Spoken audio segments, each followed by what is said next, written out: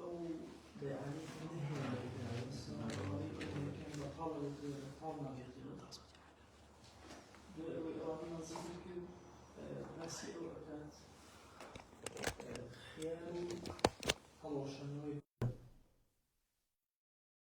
آیا مثلا ئەم دوو کەسێکە مامەڵەیەکەن ئەسڵ ئەو هەیە کە نابێت پەشیمان ببنەوە، ئەسڵ هەیە کە بە هیچ شێوازێ پەشیمانی لە بەیعا نەبێت، چونکە دوو کەسێکە کامڵ و شوڕوتەکان هاتوۆتە دی و ئینجازی عەقدێک کراوە بێ کێشە. بەس لەبەرەوەی مەسەلەی مامەڵەی بەیع ئەبێ لە تەڕاضی بێ و هەردوو تەرەفەکە تەواو پێ ڕازی بن و ئەوانە هەندێ جار ئینسان کە بەیعەکەشەکە دوای بەیعەکە پەشیمان نەبێتەوە، خۆی بە مەغبون بە ئەوەی خەڵەتا و ئەزانێت. بۆیە شەریعەت مەجالێکی داوە لەسەرەوەی کە بابێکی کردوێتەوە بابی خیار، پەشیمان بوونەوە لە بەیع و هەڵوەشانەوەی بەیعەک. سێ جۆر ئێمە خیارمان هەیە، سێ جۆر هەڵوەشانەوەی عەقدەکەمان هەیە. یەکێکیان ئەوەیە حتا ئەم دوو کەسە لە مەجلیسەکە پێکەوە بن، پێوتە خیار المەجلیس، هەتا وەکو ئیفتراقیان نەکرێت جیا نەبوونەوە یا بە زمان نایەوێت پێکا کە ئیتر پەشیمان بوونەوە تەواو نەما، ئەوە هەر بۆیان هەیە پەشیمان بنەوە. زۆر تەبیعیە ئینسان عەقدێک ئەکات لە دوای عەقدەکە لێ پەشیمان نەبێت. ئەمە خاڵێکە زۆر ئەبێ بازرگانەوەن ئاگایان لێبێ، زۆر تەبیعیە خانوویەک بە کەسێک ئەفرۆشی هێشتا جیا نەبوونەتەوە کابرا دڵی سار دەبێتەوە، نەوعێکە خۆی بە مەسەلەن دۆڕاو ئەزانێ، بۆی هەیە هەڵیوەشێتەوە. سیارەیە ئەکرێ عەینەن بە عەقدیش نووسرابێ، عەقد نووسران مادام لە مەجلیسەکە مابن هێشتا ناکاتە مانای ئەوەی کە ئیتر ئەم عەقدە مونجەزە و تەواو هیچ مەجالی تێ نیە، مومکینە هەڵیوەشێنەوە. ئەوە یەکێکیان. یەکی دووەمیان هەڵوەشانەوەی بە شەرت، ئەتوانن ئەم دوو کەسە مەرج دابنێن هەتا وەکو سێ ڕۆژیش بۆیان هەیە. ئەو کتێبە مەسەلا ئەو قەڵەمە ئەفرۆشێ بە کەسێک گەڵێکە کە تا سێ ڕۆژ ئەگەر پەشیمان بوویتەوە لێی بهێنەرەوە، یا با هەردووکمان بۆمان هەبێت. جاری وا هەیە بەعەکسەوە ئەو کەسێک کە ئەیفرۆشێ ئەو پەشیمان، جارێ کڕیار پەشیمان، شەریعەت مەجالی پێداون بە مەرج دابنێن تا سێ ڕۆژ، هەش کەس پەشیمان بوو قەچێک دروستە. سێهەمین دانەیان ئەوەیە هەڵوەشانەوەی بەیعەکەی و اختیارە بە عەیب. قەڵەمێکی لێ کڕیوە بە حسابی ئەوەی کە مەسەلەن 1000 دێڕ بنووسێ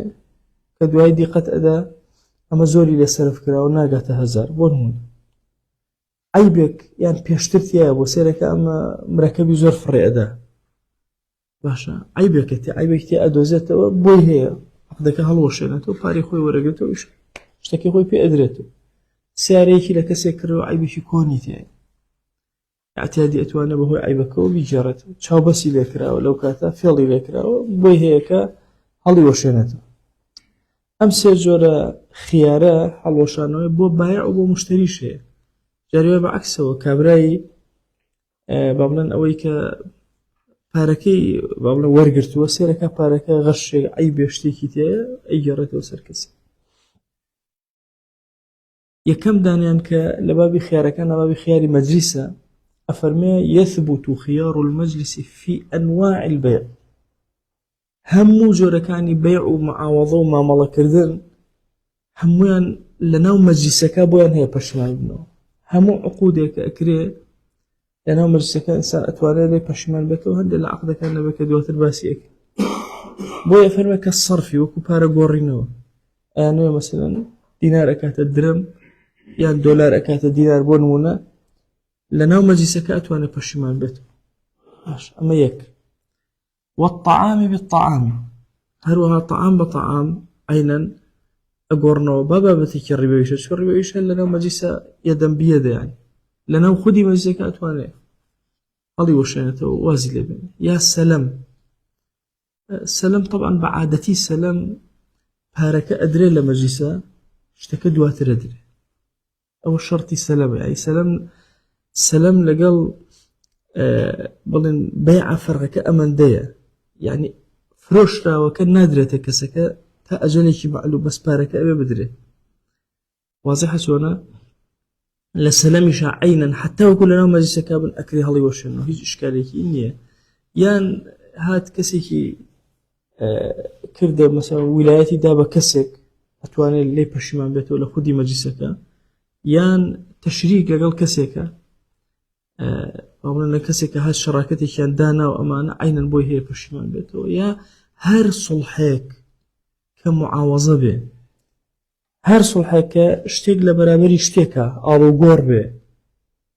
نەک ئەو سڵحانەی مەسەڵەن کابرا گردنی مەسەڵەن کەسێکە ئازا بۆ نمونە کەسێک قاتیلە لە مەجلیسە ئەڵێ کاکەوە من عەفوی یەکەم دوای تۆزی بڵێ وەڵا عەفوی ناکەم نابێت واضحە چۆنە بابەتی کە بۆی ئەڵێ سڵحی معاوەضە بۆی لەگەڵ سڵحەکانی تر جیا بکرێتەوە ئەو سڵحانەی تر کە ئەکرێن بە عمومی ئێمە لە فقهی ئیسلامیە قەضامان هەیە و سڵحمان هەیە سڵح طبعاً بەشێکە لە ئیمامی عومەر نامە نووسێ بۆ سەیدنا معاویە فەرمێ عەلەیکە بالصلح ما لم يستبن لك القضاء لەکوێ چاوت زۆر ڕۆشن نەبوو لە قەزاوە تا سڵح یان لە نامەیەکی تریە فەرمێ عەلەیکە بالصلح بين الأقران فإن القضاء يورث الشنآن لە بینی خزمەکانە محاولەکە دائما صلح یان قەزایان مەکە قەزا ئەوە ئەکا بۆیە فەرموون صلح ڕازیبوونی هەردوو تەرەفی خەسمە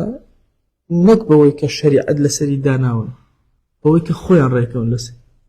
چکە ممکنە قرارەکە ئەوها بێ ئەوە بکە یەکێکیان بە تەواوی مەحروم کە دوای عەجزی لێ دروستە بێ عومەر فەرمووی سڵحیان کە باشتر جا ئەو سڵحەی کە لە معاوەضایە لە بەرابەر شتێکایە مەسەلەن ئەو شتێک ئەدا ئەو شتێک ئەدا ئەو باش بەس ئەو سڵحانەی کەەوە مەسەلەن لە بەرامبەر شتێکی معنەویایە بەتایبەتی ئەو بابەتانەی کە بە ڕەبتی بە ئینسانەوە هەیە بۆ نمونە کوشتنی ئینسانەکە دەست بڕینەوەی کەسێکەشی کە عەفوی کرد بۆی نییە پەشیمان بێتەوە لە مەجلیسەکەشا بۆی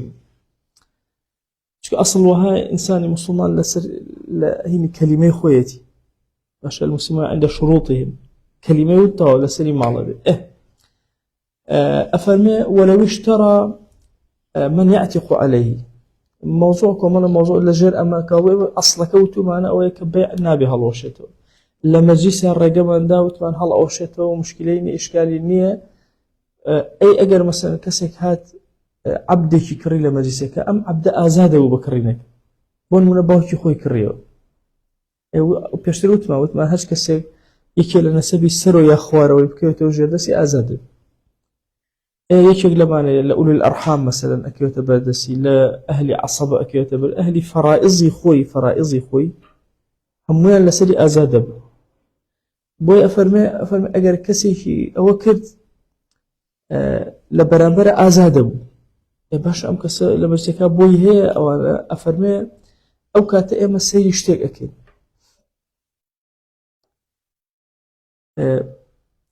یەکشت باسەکەم یەمەوە سەر ئەو خاڵە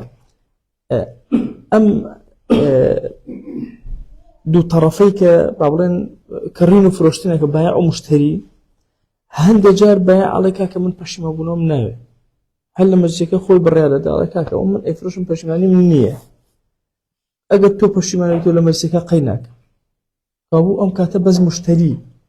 حەقی پەشیمە بوونەوەی هەیە جارێ مشتری ئەڵێ کاکە من پەشیمە بوونەوەم نییە تۆ خۆتە زانی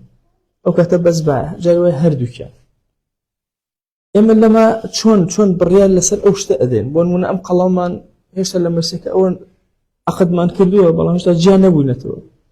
کێ خاوەنی ئەم قەڵەمەیە لە ئێستەیە کە جیا نەبووینەتەوە کە عەقد کراوە ئەگەر وتبێتمان تەنها حەقەکە حەقی مشتریە یعنی وا ڕێکەوتبن تەنها حەقی مشتری بێ ئەڵێن چی ئەڵێن کاکە بەس مشتری بۆی هەیە پەشیمان بێتەوە ئەگەر بڵێن حەقی بایع بەس بایع بۆی هەیە کەوابوو کێ مالیەکە ئەوی تریانە واضحە چۆنە ئەگەر وتمان هەردووکیان ئەو کاتە مەوقوفە لە بینی هەردووکیانە نەهی ئەم لایە نەهی ئەو لایە وەستاوە لە بینی هەردووکیان جا ئەفەرمێ ئەگەر لە مەسەلەی عەبدەکان ئەوە کرد ئازادە بوو فإن قلنا الملك في زمن الخيار للبائع ئەگەر وتمان بۆ بایعەکەیە تەنها یان وتمان موقوفە لە بینیانە ئەو کاتە فلهما الخيار ئەو کاتە هەردووکیان ئەتوانن پەشیمان ببنەوە مشکلەی نییە بەڵام ئەگەر وتمان بۆ مشتریە بەس بایعەکە بۆی هەیە هەڵی وەشێنێتەوە تازە مشتریەکە تەواو بۆ چکە وتمان مشتریەکە ئەمەی کڕی ئەبێ ئازادیکە حەقی اختیاری نادەین بۆ چکە ئەوە ئازادە بێ نەفسێک لەویان نەجاتیە بێ كابو أجر كسك هات عبد الجاري في كريم عبد الجاري لسري آزاد أبو لما جسك شابون بس عقدك كرا أم كسبويني بشمان بيتو بلان بايع كفروش ياركت وأنا بشمان بيتو ديارة فروش ياركت أكري مثلا بشمان بيتو والله حتى أجر بلان موقفش اللي بيني هردو كان اختيار من داو بهردو كان بونمونا أو كاتهر بايع كأتواني أم هر نتواني بشمان بيتو تازة طاو بس عقدك يكل شو عبدك بلان مرافق لبشتيو آزاد أبو مجالي أوي بوناكين أو فكرة واضحة كابو إما لجير أم قاعدة يشتك دركين أيج أو أجر كسيك هاد كسيكي كري أم كس أزاد وبوه كرينا كي أما تعصبوا إني بشمان بيته ولو لمجلس كشال لدواي أما كمال عقود منهن أم عقدانا إنسان نتواني لين بشمان بيته أفرمي ولا خيار في الإبراء لما سلا أزاد كردني خلقه إبراء الذمة يعني نتواني بكسك بلا والله أو مثلا هزارنا القرزارة كاكا وآزادم كل هزارك تقول والله إن شاء الله لما جيسام بنا والله بشما بومو يتياني آزادي كر آزاد بوه أو يك دون نكاحك كرا وعقدك كرا أخوة برا بشمانم لا إنك لنكاحك ناخوة تازة لما جيسك شابيها تازة ناخوة تازة دا مزرة موضوع كتير أوقات مسي طلاق وجابونا هي الهبة بلا ثواب لهبه بخشينا إنسان هندجار أبخشي پاداش دووەرەگرێ هەندێک جار ئەبەخشە پاداشی وەرناگرێ ئەفەرمێ ئەو هیبانەی کە لە بەرامبەرە هیچ پاداشتێکیش لەسەر وەرناگرێ وەکو واجبێکی سەرشانی ئەو هەیە لەوانەشە بۆی نییە پەشیمان بێت بۆ نمونە مەسەلەن شتێکی بەخشیە هاوسەرەکەی کراسێکی دایە دوای وەڵە پەشیمانەوەشە لە مەزەکەم لە سەنمەوە ناتوانێت لێ بسەنێت طبعا ئەمەی کە ئەڵێن بلا ثەوابین جۆرێک لە ثەواب لە پشتەوە هەر هەیە لەلای خودا مەسەلەن هینێک هەر وەرەگرێ و ئەمانە بەڵام ئەم هەیبەیە کە لە بەرامبەرەکە هیچی بۆ نەکردووە هیچ شتێکی نەکردووە ئەمش هیبەیەکی پێبەخشیوە هیبەیەکی پێبەخشیوە ئەفەرمێ بۆی نییە کە پەشیمان بێتەوە بگەڕێتەوە لێ رحمەتی خوا لە ئیمام نوێوی ئەفەرمێ وەکەذا ذات الثەواب فەرمووە سەیە کە ئینسان شتێکی بەخشی لە هەدایە و لەمانەیە بەرامبەرەکانی ثەواب هەبێن نەبێ هەر بۆی نییە پەشیمان بێت فەرمێ وەکەذا ذات الثەواب هەروەها ذات الثەوابەکەش لە قسەی شێخی نەوەوی ئەفەرمێ پەشیمان بێتەوە سەڵقەیەکە لە بینی کەسێکی کە سەڵقەیەکی دەمێ و توێتی ئەو شتە بۆ خۆت تاوە ئیتر بۆی نییە وەڵام مادامە مەجلیسەکەیان لە هەڵی گرمەوە خۆم پەشیمان نە حەقی شوفعە وتياني ولا مثلا ولا ما دام إما لما يسكتون كوتينا تعصبوني مثلا حق الشفعة كأوكي من حق الشفعة خمسة سنة لنا مجلسك لغير مجلسك ما في الشفعة كيف هي ين إجارة ولا كأشتر بيدي مثلا بكرين دوائي ولا پشیمان نییە بۆ چونکە ئەفەرمێ ئەم هاوێنەی ئیجارە ئەمە نییە مەسەل کاربن مۆڵەکەی لەدەست دەرچێتەوە ئۆرکرێ نەبێتی بۆ مانگێ دەبێت بۆ شوێنە دەبێت ناتوانێت لێ پشیمان بێتەوە مساقات بە کەسێک بڵێکەکەەوە باخەکەم دایەتی مەسەل ئەوی لێرە و بەرەکەی بۆ خۆی یا بەرەکەی بە نیوەی مەرە مساقات بە زۆر باخەوانەوە بۆ نییە پشیمان بێتەوە تێ کە دامەزراکەنە ئەو مەجلیسە لەو مەسەلە ناتوانێت خياري نية ولا هذه أول شيء إنه صداق وغير دعوتي كهذا مالي أم أنت مثلا شيء رزق بعضهم قولي والله هيك بشمال يشرح كل بيسنا بلا شيء زورا بابيكم مثلا بيس ناكل طاوع يسد أمس بابتي طلاق خير أو هاي بابتي اعتاق خير أو مثلا عبد الأزهر كان مجلسين كامسين بقول عبدك أو إبراك عبدك شغلته وعبدك الله وجنته أزل جاي ويني والله كل خوش أنا مزيان وش نوع برا بشمان أزل نيت أو أنا بزوج في شو أنا كشريعة أصلي ممكن كذا تزدم هالشيء بزورين هنا لهندي كان الثواب أجل من موضوع كهذا في وسط الشيء لو أني كان مجال بين ڕۆشێتەوە لە هەندێکیانە بەرامبەرەکان لەو قسەیە مرۆڤێک ئازاد دەبێت یان قەزەیەک حەلەوێ یان کێشەیەک بۆ مەجال ناکەنەوە بەدەوەتی بابەتی نیکاح و تەلاق و عتاق و ئەمانە هیچ مەجالاتی بۆ کەسەکە ناکرێتەوە حتا هەندێک بابەتی کە مەسا ڕەنگە ڕەنگە ئایا لە مەجلسەکە قبل ئەوەی کە تەواو لە نەجاتی بۆ لە ڕەنگە فەرموویە نەجاتی تەوبەی صادقە و شێوان وەڵێ وەڵا ڕاستە هەوڵ گەڕاوەتەوە لە دین دوای لە خودی مەجلسەکە وەڵا وەڵا ئەو قسە وهانەیە پشیمان وڵا لێرە ناخۆم ئیلا ئەوە حاکم و حتی مسلمانان قرار لەسەر ئەو داڕێت لەسەر هەڵەگرێ لەسەری هەڵناگرێ وهكذا تفصيلات هي جملة هل لنا مجلس قضية كتير هي بس بتكون حتى لو خيار المجلس هي أم يوانا 2 ساعات بيكون 6 ساعات لما نوصل 10 ساعات بيكون هذا وين يفرش قضية كتير هي أي أجل خويا وتيان كانت الطوابع مش ما يجي أنا هل مجلس إيش تجي نقول سفر وش تقول بابته أفرمه ينقطع بالتخايل أجل خوان وخوان اختيار يمكن أو تمن قبل أو مكان في النما أو خيار ما نما أو غير ما مثلا عينا أو نفس الشريعة وأنا كنت بيسمى نعمل أفرمي بأي اختار لزومه شلون تخيل ذلك هل يمكن كافي أو إجزام السنة بلاء مشتري كافي قبول ما قبول طبعا أجل هيك شيء كذا بس لو تكاد من قبول مش من نرمو أجل فينا نشتغل إيماني وجهي شوتي إذا أجل خلص لا أفرمي فلو اختار أحدهما سقط حقه وبقي للآخرين أفرمي أي شيء أو يكون أو لزوم بسبب الدور أم بإعدام هون بايعوتي مشتري حقك يقول هذا أمانة أي كي أم خلال المسيح كي ترى أبي أفرمي وبالفراق بالتفرق ببدنهما يبدو بدنكيا جاب النوع جسمي أمدو كسأهيك يكتب شو الدروح هتطور قلت لك أوي عرفان بغي أمدو كسل الوجسية كان لمن طبعا أنت قلت لك أجل شن يكفيك وبنفره أو طال مكتوهما زركك وما نرى أو قام أو تماير الشياء منازل بيك وحصان يو بيك شو ولا نخوش شو ولا مردوية تعزية شو هو بازار مثلا هل أمن خيال ما دام بيك إلا بتفريطك إنجا أو بشرنا منه أو مواطننا منه الله شانه بأكل أو واضح شنو ولو تأفلوا تفرق بدن ما ولا الشريعة حساب كله أجل الذوق وإجماله للشروج بحركته شن منازل يعني شن شوين ينبغي فيكو لسفرة لا شوين يعني فيكو حركة شيء أكيد ومجال يعني كونه الشريعة أفرمي دام خيارهما شن يكبرون فيكو الطويل خيار كان ويعتبر في التفرق الأمر شيء اعتباري يمكن ورفض شلون يعني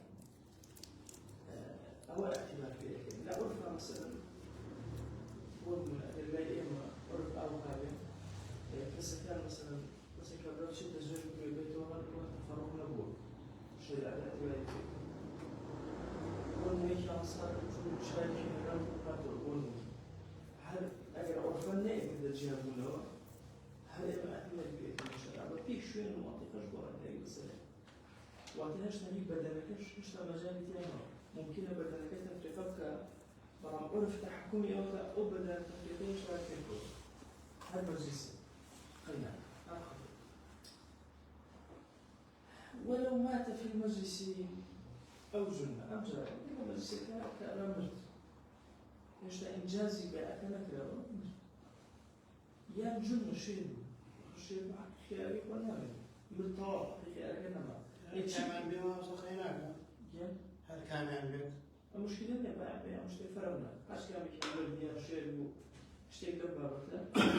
حقق أول شيء أروى فالأصح إيقافه انتقاله إلى الوارث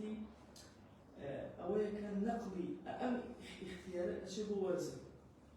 ورثة أو كتبرير أم بعمل قبولها قبولها ممكن قبولها ممكن شو قبولها نبي يا لا بس الشيتك أشي هو ولي طبعا أجر بدو كبير أشي هو والي أي أجر الشيتك كبير ولي أم شيتك أو قبولته أم بيع قبولني أو برير كسر تخليه كفروش للسعر شيء بسيط فرنا ولو تنازع في التفرق أو الفصل هذا المعارضة بين الجزء وكان أم تجاوب يتوقف في الأرض جنوب ولا خيال كان ضرب وتناخذ جاوب يعني لما سوي فصل وتكان بيش راسي تجاوب بس بيش جاوب نوا بريم ما دام بعك هروشين شيء غير أو أكله فبين صدق النافي أو كسيك النفي أكا على النبوة مثلا تفريغ كان نبوة تصل كان نبوة وتا كعلى النبوة يعني يشتغل مجال اختيارك معه كعلى النبوة يشتغل مجال شيء اختيارك معه صدق يمين شيء فوق شيء يقول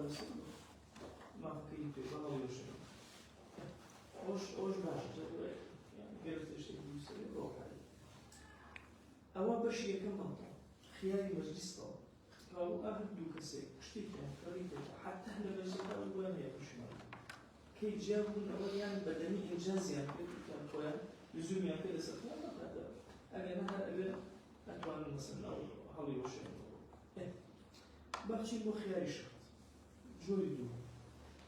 أفرنا لهما ولأحدهما شرط الخيار هل الجوان هي ولا كذا مثلا بأكين بو ما تبي بشمان دينه لي بوش هي يقدر يعني بيله ومن المشترك ولا بيفهم من شو بدي أفهم بعروج نام بدور نام أو كنت مثلا غير بس الآن أقول إجازة كمان تاريخ وإداش يخشي ولا يدور هموش المرات قبض يدور وش يدور عم يجلس جوي يدور مثلا حتى يدور في أول جوي يدور كدانا ويأسر رجل كدانا إنجاز الأوز أو واضحة أفرمي في أنواع البيع همونا أكاد بيع إما حمان أم خياري شرطنا اللي أتواني إنسان شرط باب الربا مسألة هو شانوي بيع كان إلا أن يشترط القبض في المجلس هذا الموضوع هذا إلى خياري شرطة ناكل التأجيل تيابي هذا منجزم وكل شيء هو بتعمله الكلام عن مش بس ما تجي يدان بيد كل مجلس أو ما بس أفهم أو يدان بيد أو يهاجمني أو أنا بوني في هذا النبوس في المكان ده ممكن أمشي بباب الربا ما موارد وياك يعني ممكن السلام باردانك مدام أنه أبي لما يصير بارك بدأ هي بارك نادا خوي بخوي لرا أبي لما يصير أم درابة أم خيارة وها أكاك مجالي تيابي أم بارين ندري بوي لو أنا هاويني أو كبمرجدان دا ولا مجلسك أبي متداول بإيشك بشيك يا هموي براي لسبب أذنك أو أنا بهيش وازي خياري شرط يعني تاني مجالي تاني غيري أو أنا مجالي تاني بس واضحة شلون يعني هن أنواع بيع وإيجارات وشو هموي أرين دروسته إلا خياري شرط هموي أنا دائما إلا أو أنا بمرجع قلت إلا أبي لما مجلسها كوتاي بيبي يتلوتو خياري شرط أنا شو خياري شرط وهاي كتولا خارجي مجلسه وهربوته بشمان بتو عقد منجزني وتهر عقدك أبي إلا لنا ومجلسك جيب جاكري وإنجاز كري أو أنا دروس نية خياري شرطيان بودان غيري أو أنا دروسته خياري شرطيان بودابني تو مرج دابني مثلا بريتا أو اندبهم هي وإنما يجوز في مدة معلومة بمطلق نابه بلا ما سكاكك أو مثلا أم قلم مليك الريد وبوشم دروز به مثلا پشمان بموا تا كيف پشمان بيتو دواي درج بيتو والله من وتوم پشمان بموا لا أبي إلا مدة معلوم به الروجة كدوانة آخر كشي شنا لا تزيد على 3 أيام نبي السر رجاتري يعني أم كسا لما هو أمس تاسير روج بوي هي مرج دابني بو برشيماني تدوي سير روج بوي ني تاسير روج بابش تحقيقات وأي بيني أي مرج تقول بابا أو واضحة شلون أو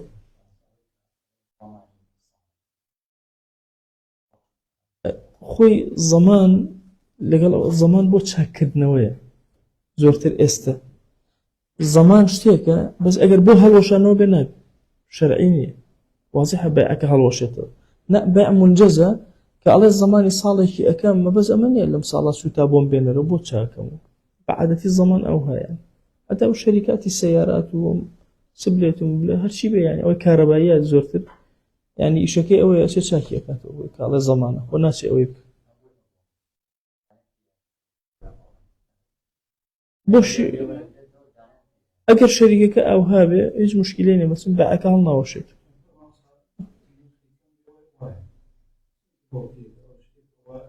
أشياء أيبور مشكلة نية مهم بيعك مقصد سب بيعك خدي بيعك هالناوشت إتر أول شلون كان ريكا ولا سري زمانك إيش مشكلة كمان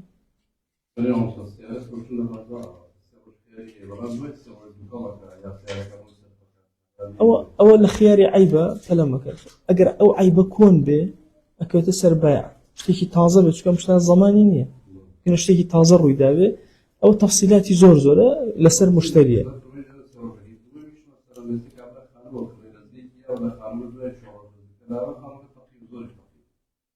هر عيبك يكون عينا أوها أو عيب كوني كمثلا شاردويتي أو أنا هم أكيوتو سر بيع جاء أرش أكيوتو سر يعني حقيقي أو أداة يهلا وشتو والتفصيلات زورة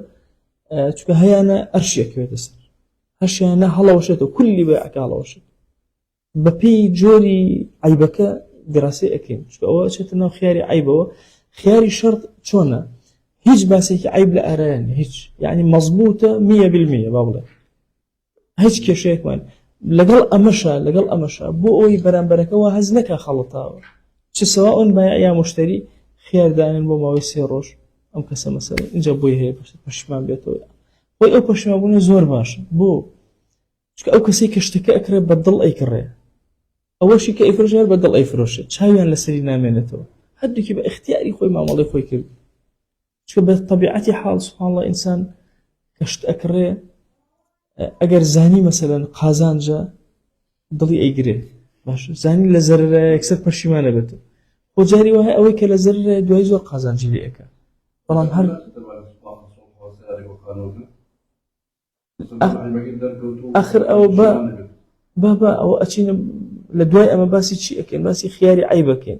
أو عيبانا جوريان زور سنات ما مكسب الله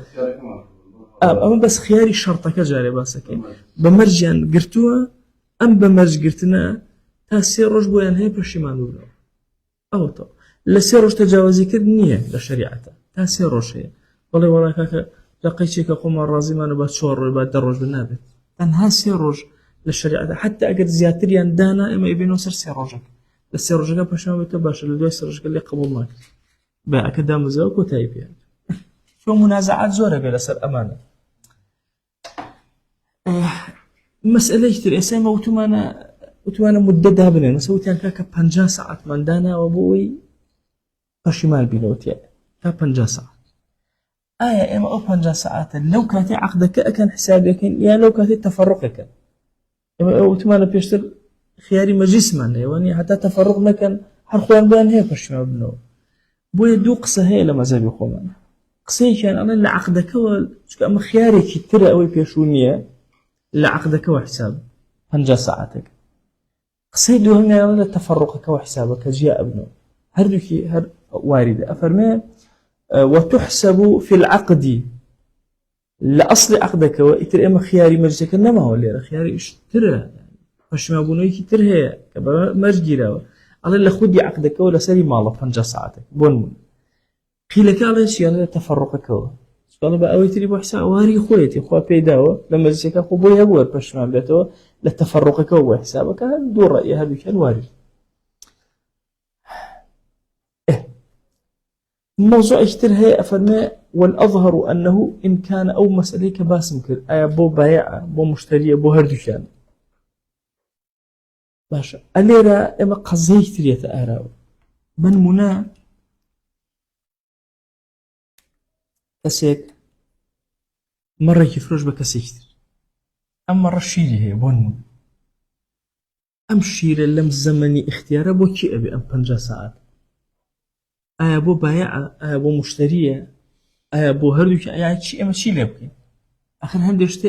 بۆ نمونە پارەیە داومەتە کابرا ئەم پارەیە لەم کاتە بەرزە بێت ئەو بەرزبوونەوەی بۆ کێیان حەقی کامیانە یان مەسەرەن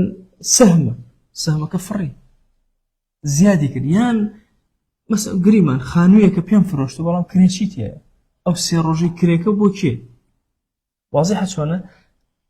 فائدەیەک ئەدا ئەلێرە ئیشکالمان بۆ دروستێ و جارێ ئەبێتە منازعە لە بینیانە مەسەن پەشیمان بوونەوە ڕوو ئەدا ئەو شتە بۆ کامیان ئەبێ ئەفەرمێ والأظهر قولي أظهر لە مەذهبی خۆمانە ئاوایە إن كان الخيار للبائع فملك المبيع له أجر هات وتمان بو بايع تنها بايع فروشيار بوي هبو پشیمان بێتەوە لو بينشا هرچی حاصل بو با ئەو پارەی دابێت و بەیع دامەزرابێ و عەقد کرابێ و مادام هەڵوەشایەوە هەموو هی بایع حتى بۆ نمونە مەسەلەن لەو کاتە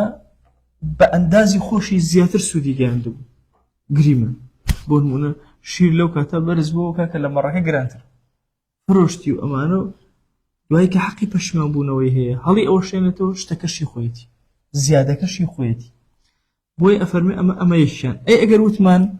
وإن كان للمشتري فله أي وتمان بو مشتريك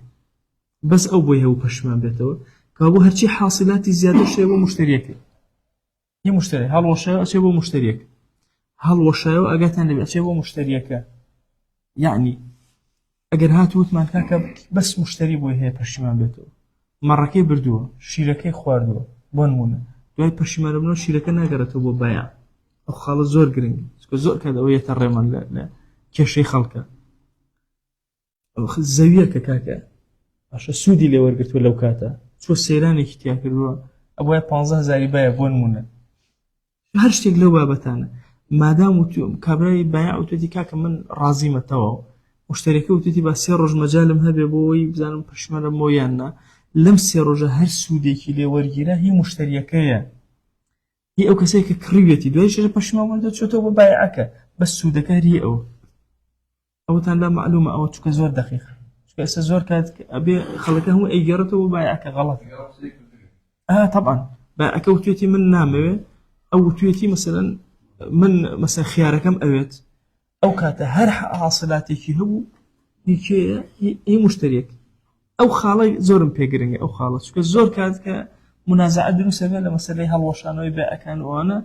كأجل إسفادي شكل بي نازل إسفاد يعني كابر على هكا توش تياب ويخو أبي كري أو كان رجال بيته بونونو سخانو يتشولي كر مشتريات شو ناوي مشتريات تحصيل رجبهم هي دو رج تياب وبونونو دو يوتي الله بشيمان أنا باري أم دو رجا ده بايع نايدا أجر بايعك وتبيتي من نامه من بشيمان نامه تو أقصى أبلة واضح يعني أجر هي بايعك بزور إشكال نية شو أزاني أشتو بو بايعك واشتكشي بو أشتو أيش أروح أجر بو مشتري بأليرا إشكالك دروسة بي أو زياديك أو تحصيلاتك دروسة بي أشي بو مشترك ناقرك بو بايعك أصلك أجرت بو بايعك أي أجروت من خيار بو هردو كان أوشت الزيادة موقوفة نبو أو موقوفة لبيني أنا أجر أم عقد هالوشاية أشتو بايعك هالنوشاية أشتو مشتريك يعني كي كان إنجازي كر أشتو سبابية كم ودوم بوي أفرمي طبعا لبارك شهر أو هاي أما تنها هنا كمان مثلا كالا كمان لبيش شاونا بجاري وهي أو إسفادية لبارك كألين مثلا بو بايعة طبعا حاصلاتي باركش أشتو بو ولين بو مشتري أو هاي يعني هندي جار مرج نية جاري وهي تو سيركي لباركة زيادة وحاصلات دروسة بكابرة باركي خصوصا كاسبية ولو دو رجاء مثلا باركي خير كردو أيام بارا بو كاميان أقريته أو همي أو قاعدة كي خيار بو هردو كان موقوفة خيار تنها بو بايعة هي بايعة خيار بو مشتري هي مشتري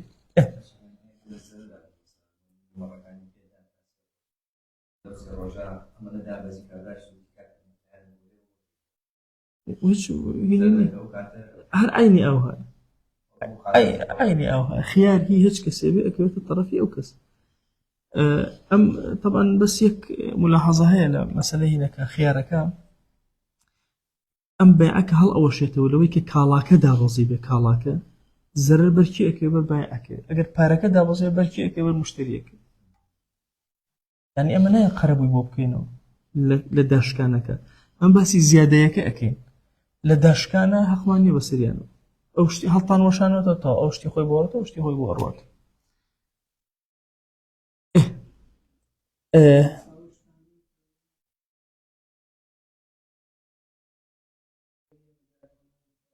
نا مردارو بوونەوە شتێکی قەزەیەکترە ئێمە لە بابەتی هەر شتێک لەوانەیە کە فەوتا بە کولی فەوتە ئەوە قەزەیەکترە ئەوە ئێمە ئەچینە سەر بابێکی تر واضحە چۆنە خۆی تەفسیل باسی ئەەکە ئێمە ئەچینە سەر مەوزوعێکی تر ئێمە لێرە باسی چی ئەەکەین قازانجێک لێرە دروست ئەوێ لێ قسە لەسەر قازانجەکەی ئایا قازانجەکە بۆ کێ ئەوێ ئەو قسەی لەسەرەکەین جا لە مەوقوفەکە لە دوای یێنە سەر ئەوەی کە ئەگەر بەردار بوویەوە فەرمێ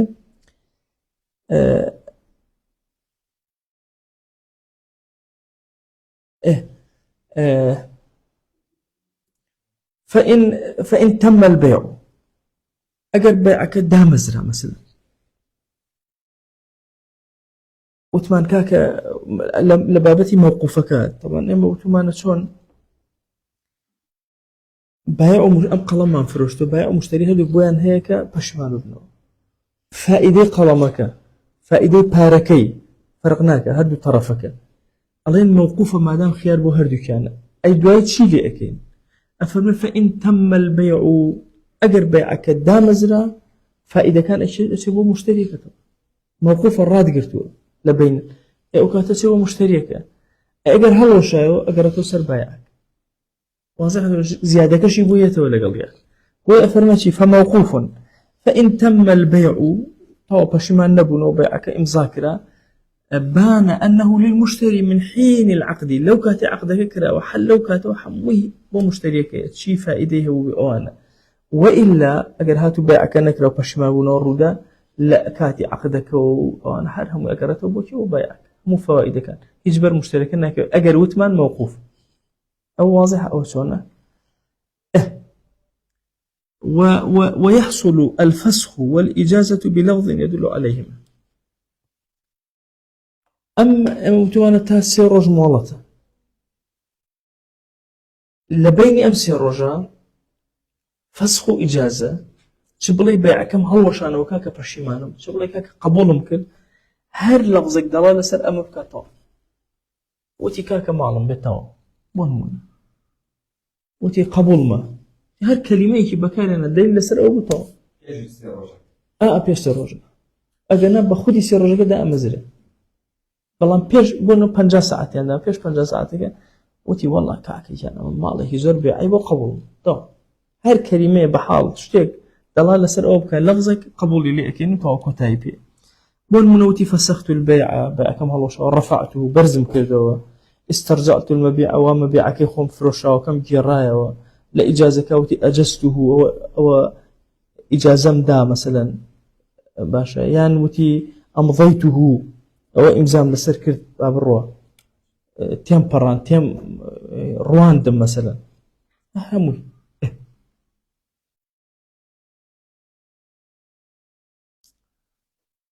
أم جارة عندي فائدة هي فائدة معنوية فائدة مادينية فائدة نبلم لروي مادة وكابرة إسفادة كردبة بون منا يعني بابزين أموتو مان لفسخك ولا إجازك لفظ قرنجة اشتيك بلي مثلا بلي قبول مكريا بلي كلمة بلي أو كلمة دلالتك على سر أو إنجا أجر أم كلمة نوترة أم خلطان أبي أقالي أم كلمة نوترة بون من جارية هي كابرة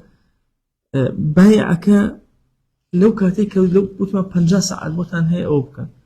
شو وطئ إلى قلاك السرجي إلى قلاك إشانة بشيمان لا فروشنكي أو جرايو وطأك أبيت الدليل أويك بشيمانة پەشیمان سە ئیشەکە جاریەکەی بردەوە ئەو واضح بوو لەلاتان بەلەفظ نانوتووە بەلەفظ نەوتووە بەیعەکەم هەڵوەشانەوە و فەسخم کردەوە ئەمان بەڵام چ وەتئی لەگەڵا کرد دەلیل طبعا لە بەیع زۆر ناسکە ئەگەرنە لە هەندێک مەسائلە لە مەذهبی خۆمانە بۆ نمونە مەسەلەن لە با بڵێن ئیرجاعی ئافرەتە کابرا تەلاقێکی خواردەوە خێزانەکە ئێهێنێتەوە لە مەذهبی حەنەفیەکانە سەرجەیی ئەبێتە دەڵەتی ئەوەی کە هێناوێتەوە لە مەذهبی خۆیان نابێت ئیلا بێ بە لەفظ بڵێ بڵێەوە تۆم گێڕەوە ژێر نیکاحی خۆم لەوێ بەس لێرە نە مەسەلەی بەیعە خیارێکە لە بەینە مادام وەتئی لەگەڵاکە ڕاستەوخۆ نیشانە مەرجێ ئیلا لەفظ بێ ئەم عەمەلەکە کردوێتی دەلیل لەسەر ئەوەی کە پەشیمانە لە ئیشەکە و هەڵیوەشانەوە بۆی ئەتاقوه یان عەبدێکی هەیە لەو کاتێک کە بڕیاریان داوە مەسەڵەن مەجالی لە 50 سەعاتەکە وتی کورە ڕۆڵە بڕۆ ئازاد بوو کەوابوو فەسخەکەی هەڵوەشانێتەوە بۆی ئەم ئازادەکە لەوەشە هەر ئیمزا ئەکرێتەوە ئەڵێ کاکەوە فەسخە و تەواو کۆتایی پێ دیارە چۆنە ینی بایعەکە سەواء وەطئەکە بکە یا ئەتاقەکە بکە دەیل لەسەرەوەی ئەم بایعە پەشیمان کە پەشیمانە عەقدەکەی هەڵوەشانێتەوە بۆشی هەیە تا 50 سەعاتەکە نەڕۆشتەوە بۆ نمونە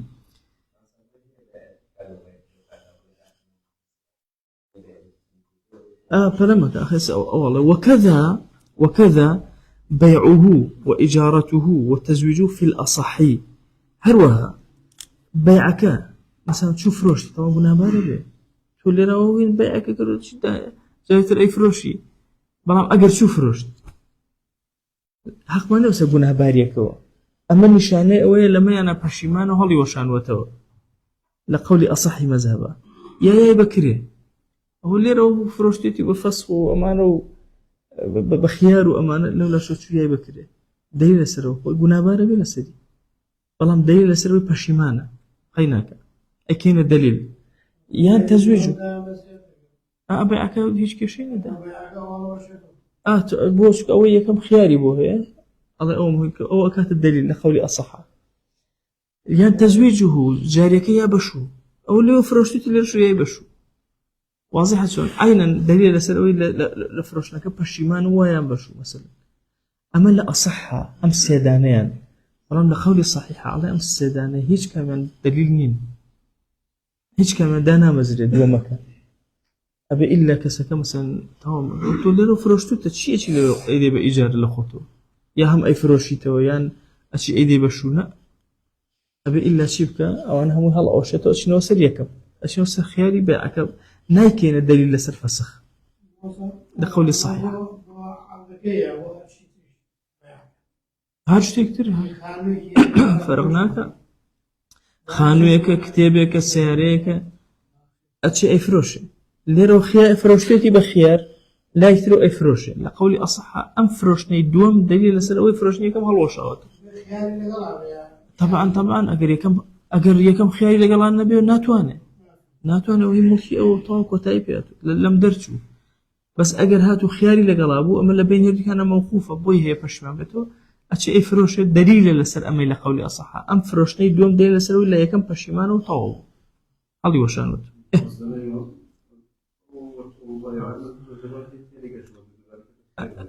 أرزكم بيع ومشتري جاريك هي جاريك كابرا فروشتي بكسيك وتجيب تا 50 روج مثلا يا 50 ساعة يا 7 ساعات لبين ما نبي واضح شلون هات لم كاتيا كهردو كان بوين هي بشما بنو ام شو وطئي كرت لقل جاريكي خويا كخشيتي فروشنو ام وطئ الدليل السروي ام بيو بشمانه فسخي باكي كرتو باكي فسخ بيت ديار شو اما بيع بخيار هردو كان بوين هي بشما بنو او سرجي كنا مثل نابت أو تمام بس أجر كردي مرجع إلا بدم بلوا أم هنا مفسخ كردو أم بيع مفسخ كردو أم عمليك كردي تدليل لسبب بشيمانة أو أبي هالوشان بتو دليل لسه أو باتفاق مثلا وطأك لقل اعتاقك باتفاق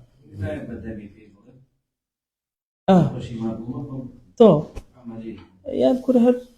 دواي بشمع بكروتي والله جوانا وتشيبنا بشيمان بو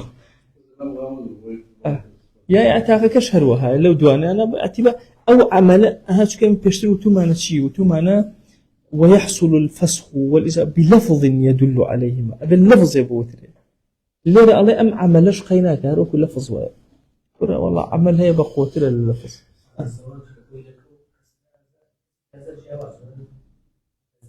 طبعا ولا خيار في النكاح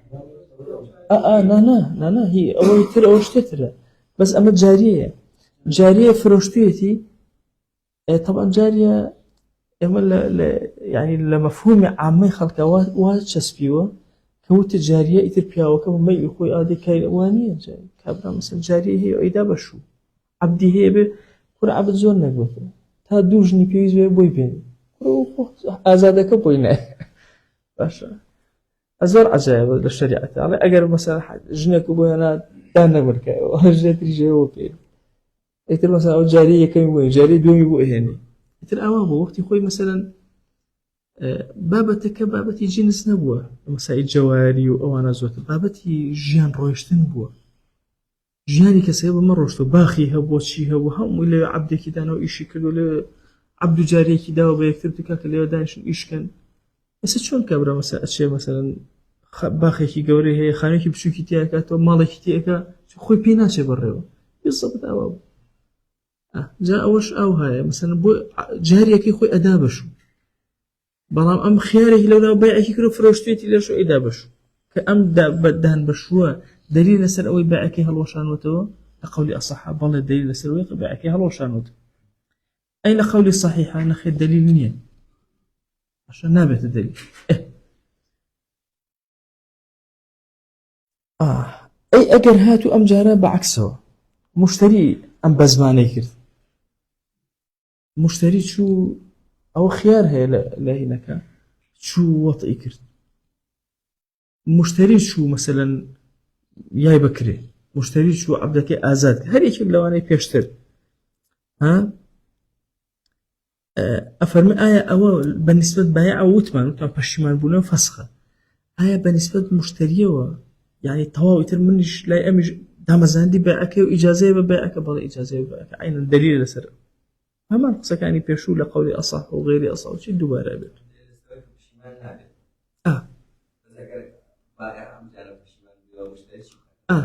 لو همويا أرشي بركيته حصيك مثلا حقي وأداته خاونك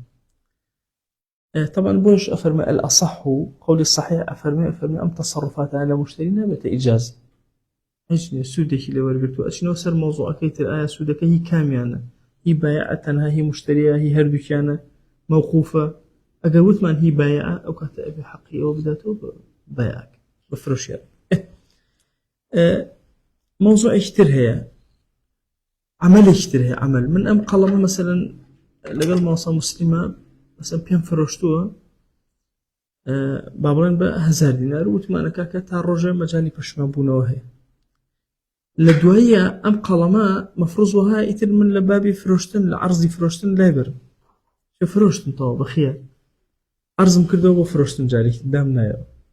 أم عرض كنو يدوم دليل سوي كمن بشمانم يا دليل مية أفرمي وأن العرض على البيع أويك والتوكيل فيه يا نهر أم قلما لا يبون فروشتو بوا ما صنها ولا قلم بو فروش وكيلك مكتوب بيفروش باشا أو دو ليس فسخا من البائع ناكات فسخ لبايعك أم عمل ناكات فسخ عرض كردني اشتكى كالاك بو جاري دوم كبيه بيفروشه نك فروشتني ني فروشته بس أرزي آخر أجر فروشتي أشينو سرقسكي بيشو أشين سرقسكي بيشو آية بهالوشان حساب لا أصح ولا بهالوشان حسابك ديار شو نقصك أي باشا أجر مشتري أميكر أم جاري ما وصل مسلم كقلمك بيدا أو ليه وتكاك أو قلمهم هي بفروشته أرزي كله بفروشته آية دليل لسر إجازي أو خيارك إنما يان دليلني يان توكيل قلتي ما صح وكيل مو بفروشتني آية دليل لسر أفهم حتى لحقي أويشا ولا إجازة من المشتري عرس كردن وكالة وقرتن بوا حساب ناكن بعملك حساب ناكن كحقي بس فسخك وهبه وإنجازه فسخي بابن بيعك وهبه حق ما إني بس اليوم نانا هموي اما خيار الشرط مانية لو 50 روجا مشتري يا بائع 50 ساعات رجل نازم بولا 50 روج والسير روج داخل 50 روج بهمو عالم فشبه يك بائع داكري لسرسية ابوي لدوي بزار الدنيا قوري هر یەکێک لەوانە عرضکردنی لەگەڵ وەکیل بۆ گرتنی بۆ فرۆشتنی نابێتە دەلیل لەسەر نەفەسخ نە ئیجازە هیچ نەفەسخ نە لزوم لەسەر هیچیان نابێتە ئەو لە مەزەبی خۆمانە ئەوها دەوسێ دوای کابرا بڵێ مەسەن شەڕیان ببێ یان کێشە و مەشاکیل ئەڵێ کاکە دای نابوو بۆ فرۆشتن دەلیل لەسەرەوەی پەشیماوە دەلیل نییە لەسەر بەڵێ کوڕەوە بە فڵان کەسی توش ئەوم کڕیەوە بۆ مفرۆشەرەوە هەر نابێتە دەلیل نه حتى بزمان لو أنا قبولناك أنا وعمله والله موطئك وعتاقك وأنا ما قبولك كيف بيشت بصمك فهو استئم دو جور خيار ما بينيو باسكر يكميان وتمنى لخدي مجلسك ممكن دوم بشرط شيء بقولي هر ممكنة أحكامك إيش ما باسكر دوم شي خياري مجلس شي خياري شرط خياري سهم ما نمن ها نزل